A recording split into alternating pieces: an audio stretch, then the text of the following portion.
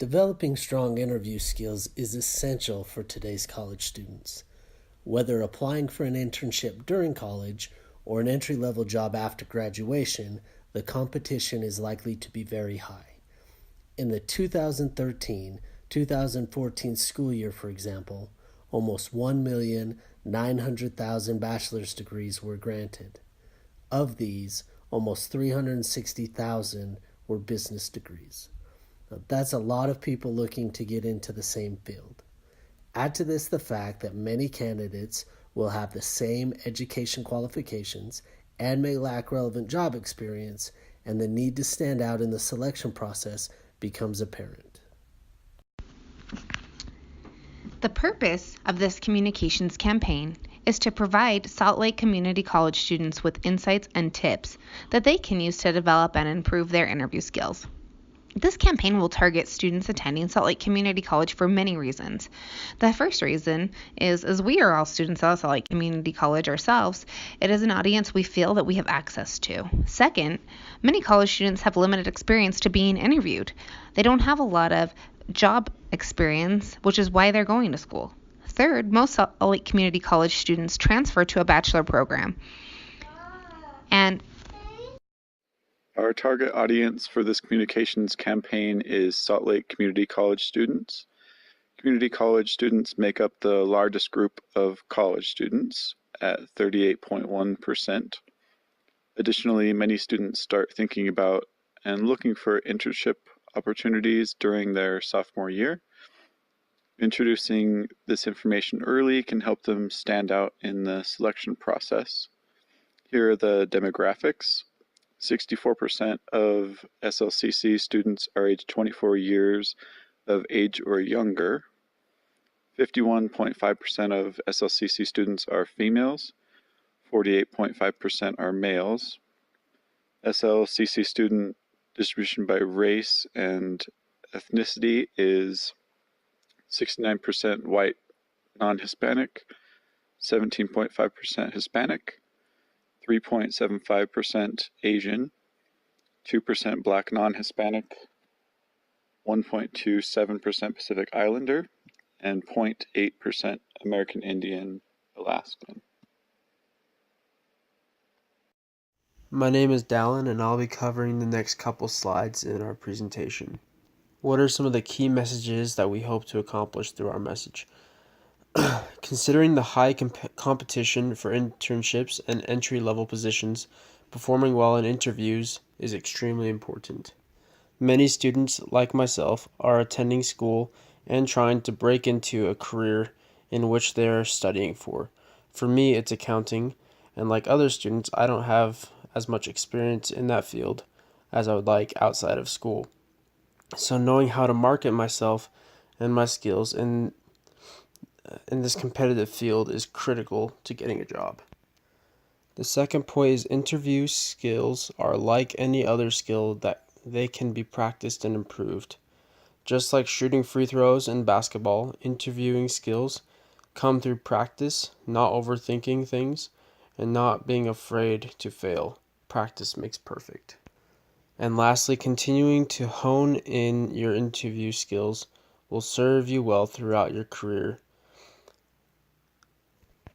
Just like anything else, if you continue to work at it and to keep it up, just like your fitness level, if you go to the gym every day and exercise, you're going to stay fit. If you continue to practice and sharpen these interviewing skills you have, you will carry this throughout your life and your career. We hope that these key messages can be seen throughout each of our channels that we've chosen to reach out to students. Now on to our next slide is our channels of communication. I'm not going to dive into each channel because those have been divvied out to the creators of each channel, but I'd just like to announce each of these channels and who, I guess, created them. So the interview tips poster was done by Shauna. The common interview mistakes video was by Jacob. The website by Daniel. And I myself did a blog post. We felt that we each would choose a channel that we felt would reach our audience in a fun, unique, and also like efficient way. So the channel that I chose to work with was a blog post. And the topic of my blog post was body language in interviews. I felt this was an appropriate topic to talk about because, many people who go into interviews stress so much about what they're going to say and if what they say is right or wrong, or they just don't want to come across not prepared or not intelligent enough for the position they're applying for. But when we had that to stress about, we also have to worry about how we're presenting ourselves as a person. Now, depending on what article or research you look at, anywhere from 55 to 80% of what you say is actually not being said outside from your mouth. It's being said with how you're presenting yourself, how your body language is, what you're doing. An objective of this blog was to promote positive body language and to demote negative body language. Things like making proper eye contact, sitting up straight, being attentive, and discarding things like touching your face, or not making enough eye contact, or kind of things that just make you seem disinterested, slouching in your chair, not being as professional as you'd like to come across. And lastly, build confidence and ability to crush your interviews. Changing the way you present yourself with your body language will usually lead to an increase in confidence. Like, you can do this. You're meant to be where you are. You're not underqualified or things like that. And I'd like to talk about why I chose a blog post. Well, firstly, blog posts are relatable. My blog post and many others that I've read are usually first person.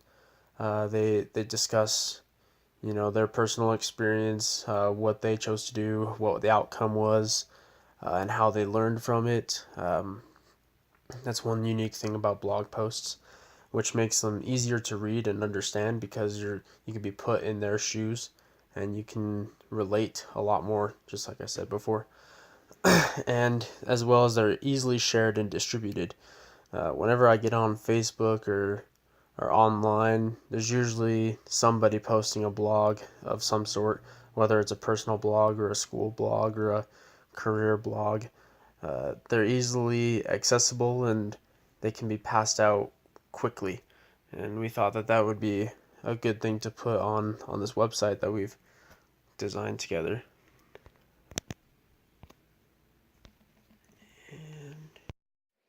We designed the website to be a one-stop shop for everything related to interviewing. It houses all of our channels of communication. We focused on making it aesthetically pleasing because once a student makes their way to the site, we want them to stay there for as long as possible and get all the benefits out of being at the site in the first place. Another channel we decided to use was an online video presentation. We chose this channel because it is a heavily utilized channel by our target audience. There was quite a bit of interviewing experience on our team, and we wanted to share some insight from this experience with our audience. We wanted to highlight some common mistakes we've seen and offer tips on how to avoid them. We touched on things like not being aware when you're making a first impression, not doing research before the interview, and being unprepared, and not asking questions during the interview. In the end, we were pretty happy with the video. We feel the content is relevant and useful, especially for college students who may not have much experience in professional interviews. There were some things that surprised us or that we felt could have gone better. First, the amount of content. As we were making the video, we realized that we could probably go on at length about common mistakes and advice. We tried to limit the amount of information in the video to keep it from being overwhelming and losing impact. Another thing we think we could improve upon is the format of the video. We didn't have much experience on the team with creating videos, so we used a pretty basic format, which was a PowerPoint presentation with audio voiceover. We feel it does a good job of delivering the message. With time and practice, though, it could be more effective visually. Overall, we feel this was an appropriate channel, and we feel we did a good job of utilizing it to deliver our message and reach our audience. Another channel of communication that we chose to use was to create posters for the Salt Lake Community College Career Centers. On the posters, we've included important tips and tricks for your next interview, including common mistakes that people make in interviews, the impact of your first impression, and most common tips for interviewing. We also added in questions that you should be ready for. You might ask why we decided to create a poster in this day and age. There are a few reasons. It's visually pleasing, it gets our message across, and it hits our target audience as it's located in the Salt Lake Community College Career Centers. It gives students advice while they're waiting at the Career Center, potentially for help for their future endeavors. Many people see it on the daily, and it also advertises our URL with other important information on interviews. The poster was such a success that I actually took it to work and hung it up for my agents who are looking to promote into other areas so they can be ready for their next interview as well. As we were talking in our last meeting, we were going through our greatest successes, and we decided to include not only our successes in this project, but also working together as a group. Some of the big things we came up with were being able to pull from personal success. Many of us have had experience in the interviewing process, whether that's we were the one being interviewed or we've been the interviewer. So we were able to really pull from those experiences and share those with others. Everybody in our group pulled their weight, and we all kept constant communication. We had a group text that we went back and forth on. We also had a chain of emails, and we had a standing Thursday meeting at 6 o'clock, which we never missed. Because of that, we were able to really reach our target audience and even others that we weren't expecting to reach. Although we had a great deal of success with this project, we also learned a lot of things.